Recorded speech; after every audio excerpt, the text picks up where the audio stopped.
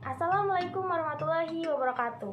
Saya Intan Fadriyah, mahasiswa dari jurusan Agroteknologi Universitas Bangka Belitung. Di sini saya akan menjelaskan mengenai permasalahan pasca panen pada tingkat petani dan pedagang. Langsung saja di sini saya akan menampilkan video hasil wawancara ke petani dan ke pedagang.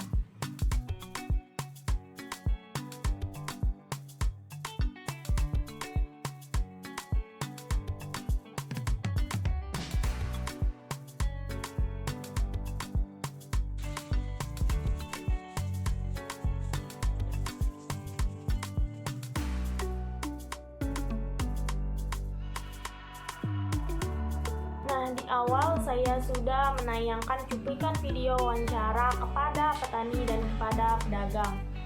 Petani yang kami wawancarai ini bernama Pak Mehmet yang berlokasi di Kampung Keramat, Kecamatan Rangkui, Kota Pangkal Pinang. Dan pedagang yang kami wawancarai ini bernama Ibu Nurlela yang berlokasi di Desa Malik, Kecamatan Payung, Kabupaten Bangka Selatan. Bertambahnya penduduk disertai dengan meningkatnya kepadatan per kapita mempengaruhi jumlah konsumsi pangan khususnya sayuran yang mempunyai arti penting karena sebagai sumber asupan serat dan gizi. Penerapan teknologi pasca panen merupakan salah satu cara untuk meningkatkan nilai tambah komoditas pertanian. Selain itu, aplikasi teknologi pasca panen juga dapat menekan kehilangan hasil pasca panen. Nah, produk hortikultura merupakan produk yang mudah rusak sehingga butuh penanganan khusus pada tahapan pasca panen.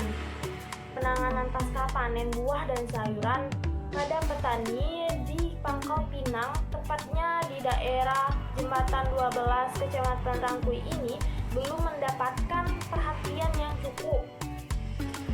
Hal ini terlihat dari kerusakan-kerusakan pasca panen. Oleh sebab itu, agar produk hortikultura, terutama sayuran, dapat sampai ke tangan konsumen dalam kondisi baik, perlu penanganan pasca panen yang benar dan sesuai. Apabila pasca panen dilakukan dengan baik, kerusakan-kerusakan yang timbul bisa diperkecil, sehingga kerugian di tingkat konsumen bisa ditekan. Di pasar tradisional juga tidak ada penanganan pasca panen setelah penerimaan sayuran dan buah. Tidak ada perlakuan penanganan pasca panen seperti pencucian, pengemasan, dan penyimpanan. Dalam hal pengemasan sendiri, pedagang hanya menggunakan keranjang bambu dan keranjang keras yang terbuat dari plastik untuk pemasaran. Selain itu, pedagang juga menggabungkan sayuran yang sudah rusak dengan sayuran yang tidak mengalami kerusakan, sehingga mengakibatkan kerusakan fisik dan penurunan harga jual.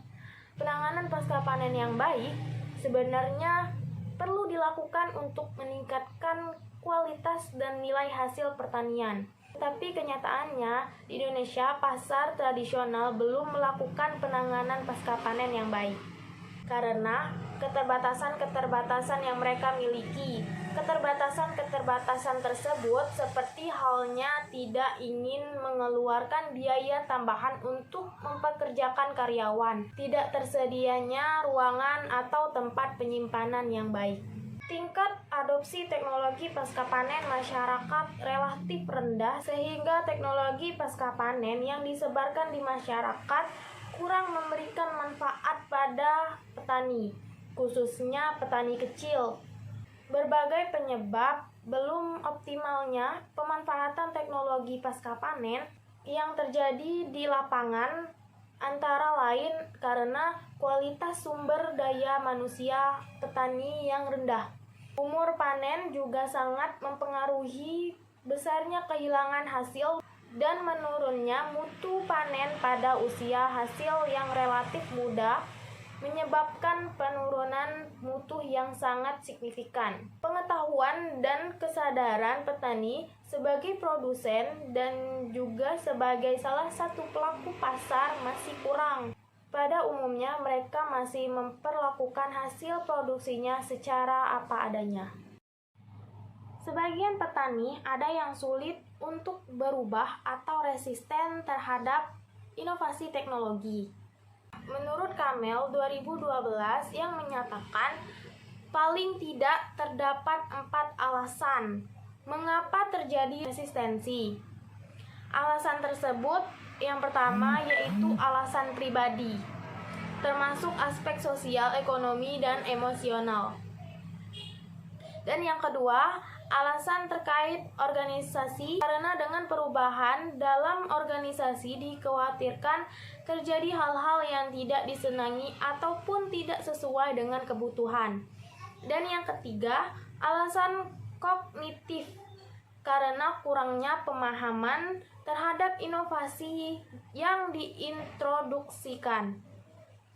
Dan yang keempat, alasan moral dan budaya yang berasal dari harapan bahwa budaya baru yang diperkenalkan mungkin membawa perubahan penting dalam nilai-nilai dan norma-norma yang berlaku. Nah, di sini ada menurut Saparita et al. 2013, implementasi di lapangan tidak disertai dengan fasilitas pendukung yang memadai untuk melakukan program peningkatan kapasitas SDM, penyuluh pertanian, sehingga para penyuluh tidak dapat menjalankan fungsinya secara optimal. Dan menurut Abbas dan Suhesti 2016, komersialisasi hasil pertanian juga menjadi kendala yang dihadapi masyarakat dalam meningkatkan penghasilan untuk kesejahteraan. Selain kondisi produk komoditas pertanian yang belum memenuhi standar, sementara pasar menghendaki produk standar agar bisa bersaing, tantangan yang dihadapi berkenaan dengan daya saing produk antara lain upaya pendampingan dalam proses manajemen pemasaran yang masih lemah, peran pendamping yang ulet dan menguasai bidangnya menjadi kebutuhan utama di samping kebijakan pemerintah yang kondusif. Menurut Kementan 2013, kebijakan yang terkait dengan iptek pasca panen meliputi yang pertama, kebijakan peningkatan daya saing produk pertanian melalui standarisasi produk dan proses. Dan yang kedua, kebijakan pengembangan infrastruktur atau sarana dan prasarana dan agroindustri di pedesaan serta dasar atau landasan pengembangan bioindustri berkelanjutan. Yang ketiga, pengembangan kapasitas sumber daya manusia dan dukungan anggaran penelitian dan pengembangan. Dan yang keempat, kebijakan pengembangan komoditas ekspor dan substitusi impor. Nah, kebijakan yang pertama dan yang keempat sangat erat kaitannya dengan upaya menjadikan komoditas pertanian yang tidak saja unggul secara komparatif, tetapi juga unggul sesama kompetitif. Untuk itu, peran penerapan teknologi pasca panen dan standarisasi dalam proses agroindustri di pedesaan menjadi penting untuk diterapkan. Dan pada kebijakan 2 dan 3, penekanannya lebih pada upaya membangun agroindustri perdesaan yang mengarah pada infrastruktur yang disediakan, sumber daya yang disiapkan, dan peraturan yang menaunginya. Dengan demikian, agroindustri di pedesaan dapat diwujudkan dan dimanfaatkan secara optimal. Demikian penjelasan dari saya mengenai permasalahan pasca panen pada tingkat petani dan pedagang. Kurang dan lebihnya saya mohon maaf. Terima kasih. Wassalamualaikum warahmatullahi wabarakatuh.